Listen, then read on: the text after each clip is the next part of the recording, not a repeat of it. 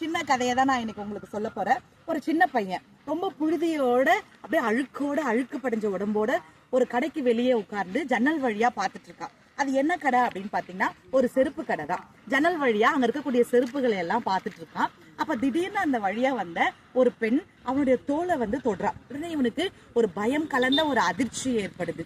அதிர்ச்சி ஏற்பட்டு அப்படியே அந்த பெண்ணை பார்க்கறான். பார்த்த உடனே அந்த பெண் கேட்கறான் அந்த சின்ன பையன் கிட்ட, என்ன அந்த கடைக்குள்ள பாத்துட்டு இருக்க அப்படின்னு சொல்லிட்டு கேட்கறாங்க. உடனே அந்த பையன் சொல்றான், எனக்கு ஒரு செருப்பு கிடைக்காதா அப்படின்னு சொல்லிட்டு நான் கடவுள்கிட்ட நான் வேண்டிட்டு இருக்கேன் அப்படின்னு சொல்றான். உடனே அந்த பெண்ணு அந்த கடைக்குள்ள அந்த பையனை அழைச்சிட்டு போறா.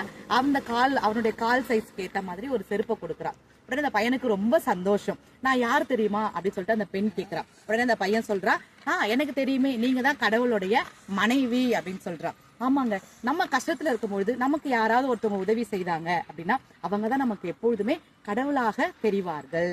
கடவுள் நமக்கு நேர்ல